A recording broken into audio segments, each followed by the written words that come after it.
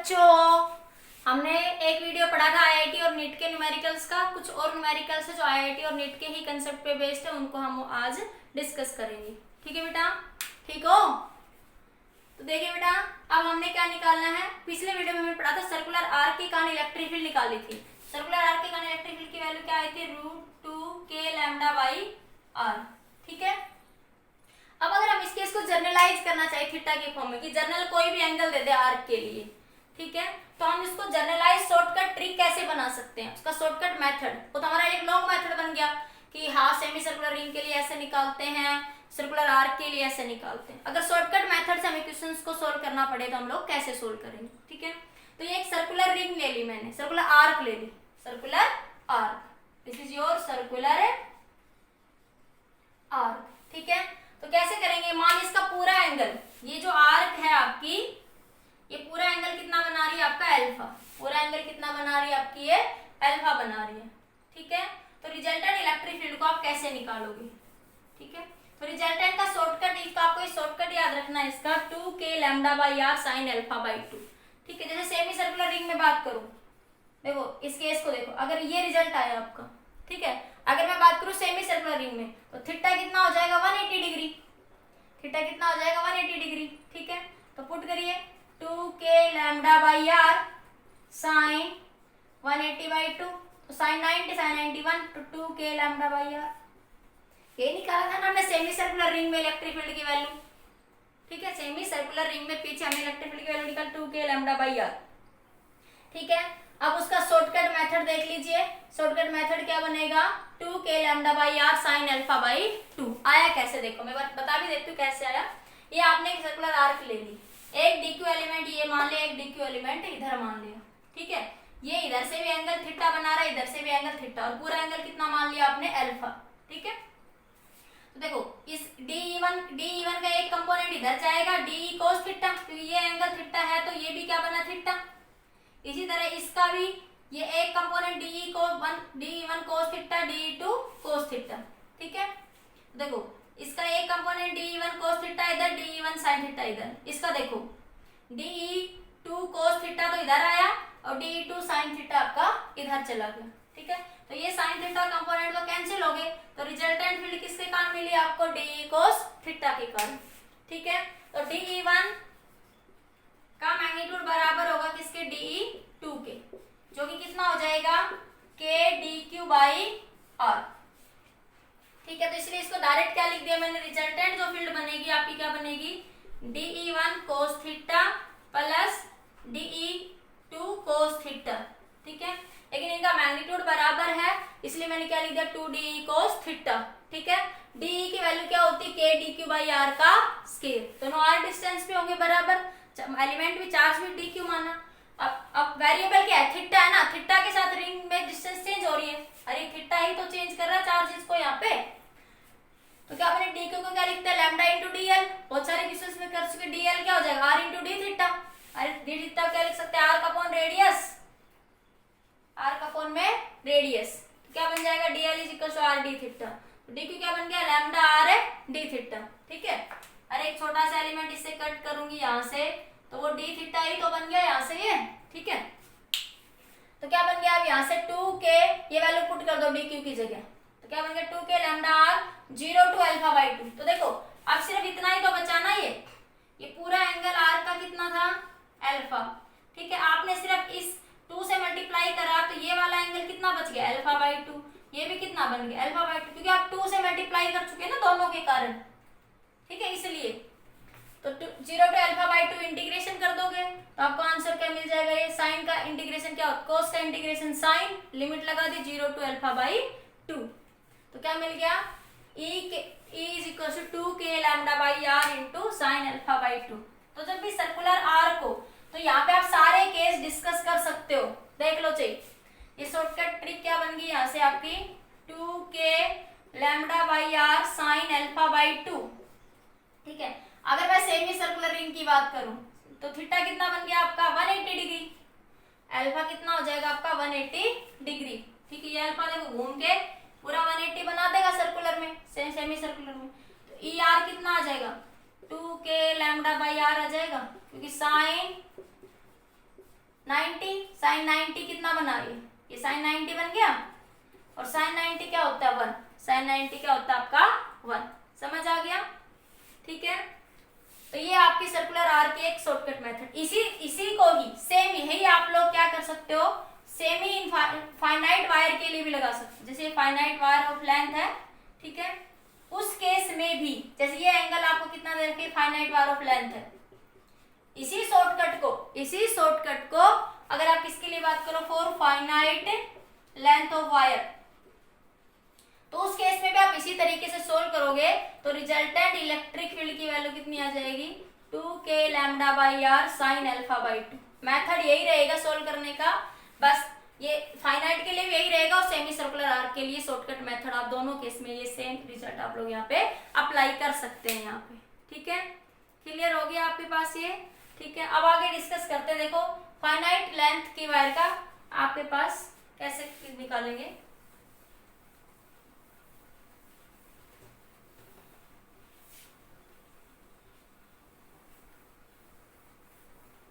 देखिए आपके पास एक क्या है, फाइनाइट लेंथ इलेक्ट्रिक फील्ड। इससे पहले जो हमने एनसीईआरटी का न्यूमेरिकल डिस्कस किया उसमें इनफाइनाइट लेंथ वायर थी, अब हम बात करें finite length wire. Electric field intensity due to finite length wire, ठीक है। कैसे करेंगे, देखो अब ये फाइनाइट लेंथ मान लिया आपने एक, ठीक है।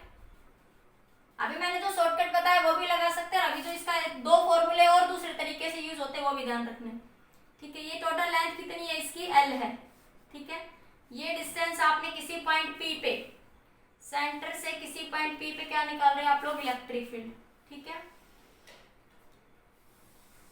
यहां से ये एंगल बना θ2, ये एंगल बना आपका θ1, ठीक है।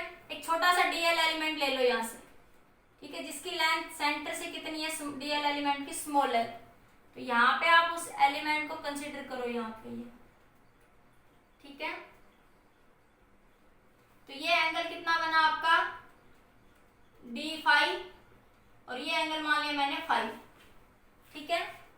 ये एंगल कितना बन गया 5 और ये एंगल मैंने कितना मान लिया आपका d5, ठीक है। तो फिर कैसे सोल्व करेंगे इस, ठीक है, ये आ जाएगा आपका यहाँ से। तो अब कैसे करेंगे, यहाँ से देखो अब आपको क्या पास क्या होती है, इलेक्ट्रिक फील्ड की वैल्यू क्या होगी, स्मॉल एलिमेंट के कारण डी क्या होती है, के डी क्यू बाई ये डिस्टेंस में आर कह देती हूँ, आर का स्क्वायर, ठीक है।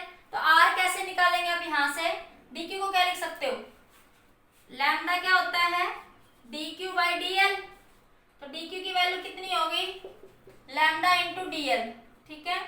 और आपके पास dl को क्या लिख सकते हो, आर डी थीटा, dl को आप क्या लिख सकते हो, आर डी थीटा, तो पुट कर दीजिए, तो आपके पास dq क्या बन गया, लैम्डा आर डी थीटा, अरे आर का अपॉन रेडियस, वही कंसेप्ट लगाया सिंपली मैंने।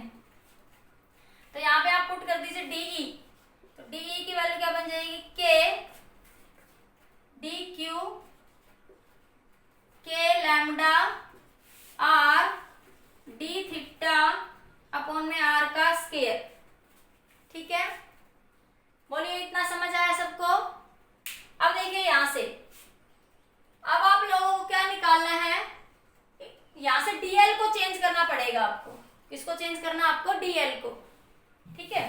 तो dl को कैसे चेंज करोगे आप लोग, यहाँ से dl की वैल्यू चाहिए आप लोग, यहाँ पे r के रेडियस को r की फॉर्म में नहीं लिख सकते डायरेक्टली, लैम्डा क्या लिख सकते हैं, dq बाई dl, तो dq की वैल्यू कितनी बन गई, लैम्डा इंटू dl।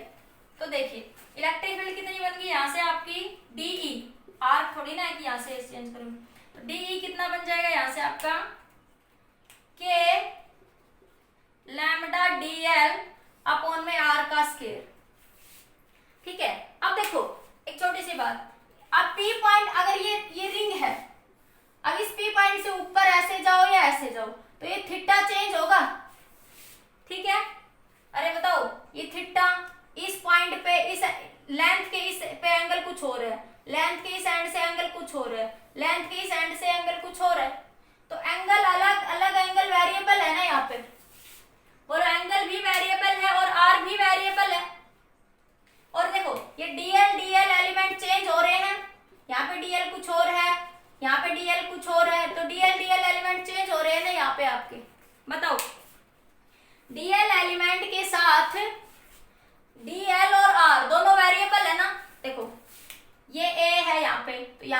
कुछ आर अलग है, यहाँ अलग अलग है, ये सब आर और डीएल चेंज हो रहे हैं ना थीटा के साथ, तो मुझे इनको चेंज करना पड़ेगा। किसको? आर को और डीएल को। तो देखो आर और डीएल को मैं कैसे चेंज कर सकती हूँ, यहां से देखिए,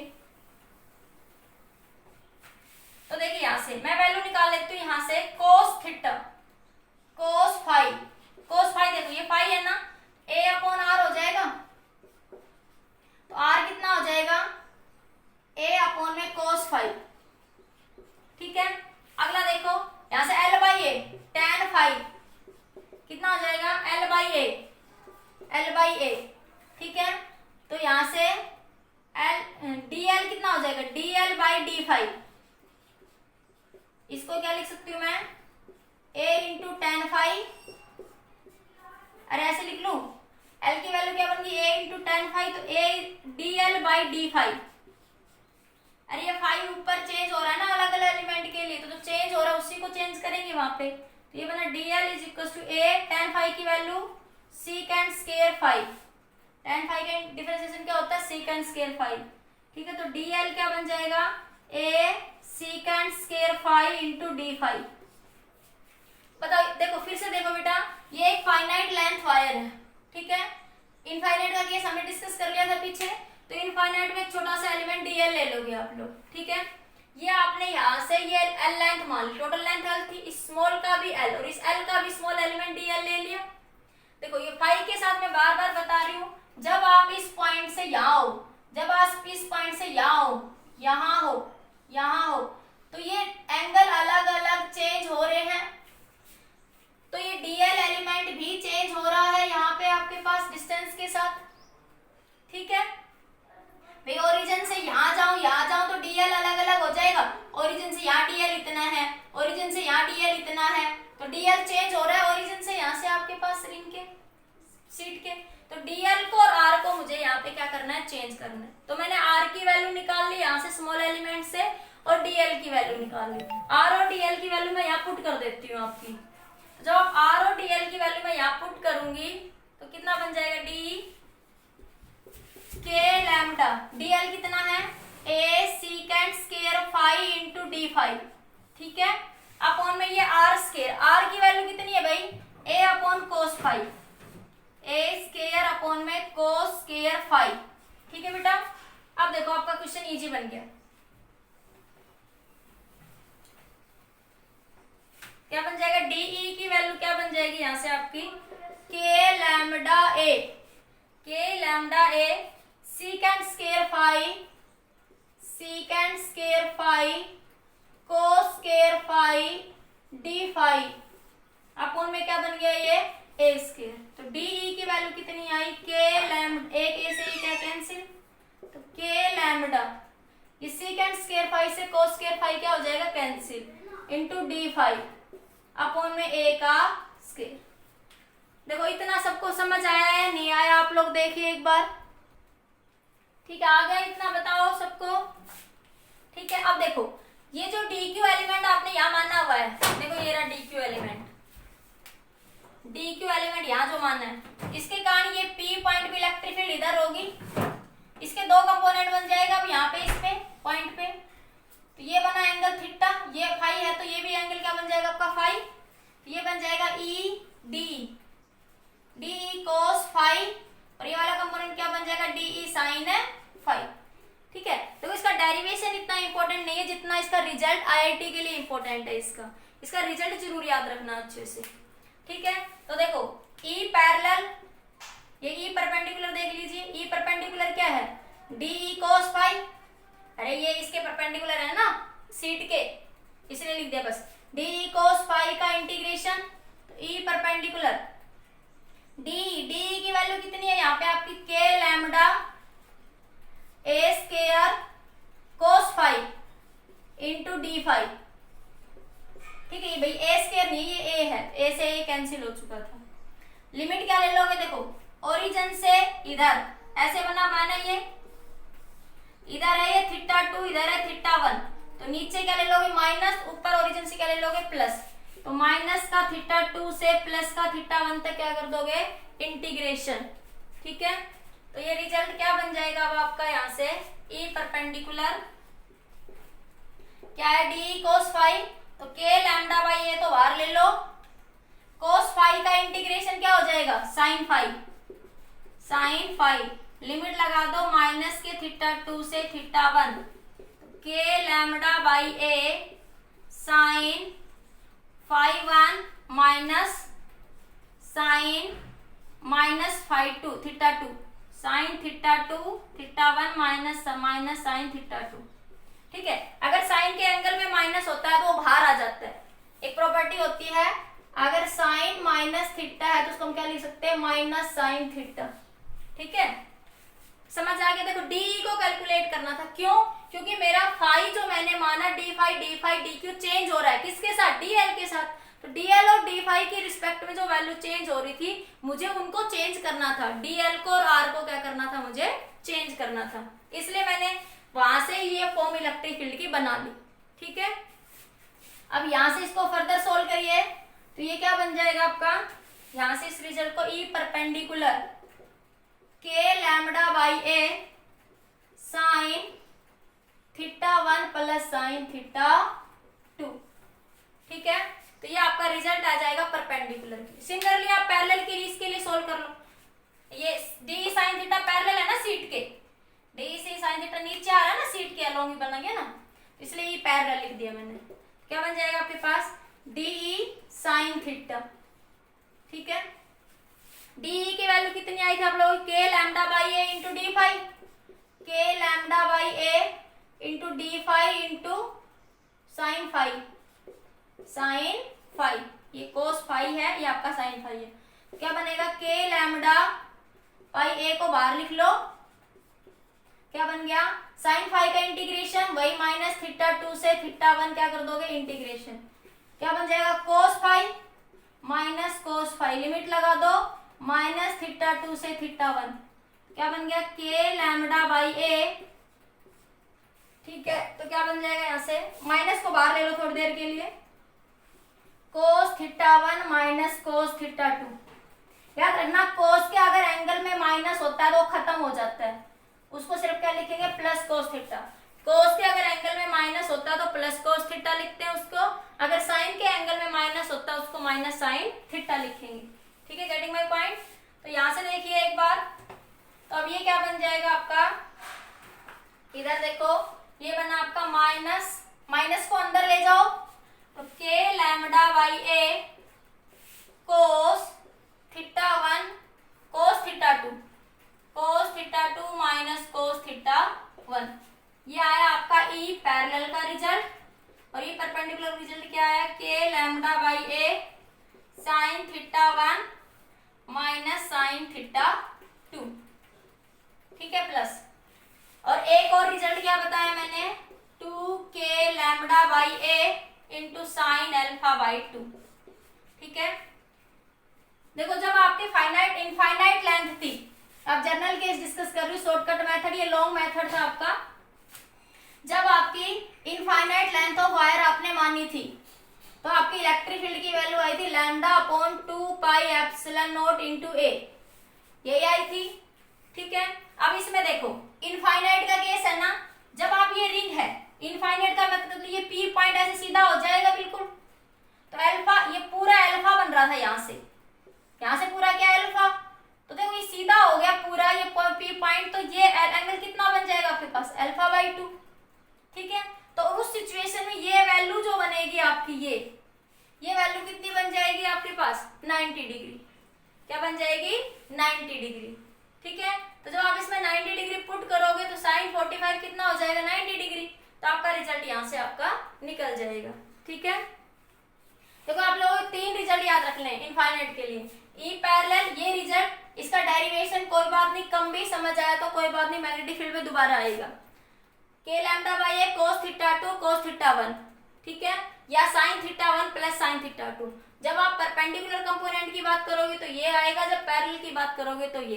इन जनरलाइज हम इस रिजल्ट को भी सोल्व लिख सकते हैं in case of infinite length है वायर के केस। आ गया, समझ आया भाई, नहीं आया, आ गया ना। तो देखो जर्नल में फिर से बता देती हूँ ये पॉइंट, आपको किसी को डाउट है, ये रिंग है, ये जो जर्नल लिखा मैंने शॉर्टकट मेथड, ये शॉर्टकट में यूज होगा। देखो ये रिंग है, तो ये एंगल अल्फा है।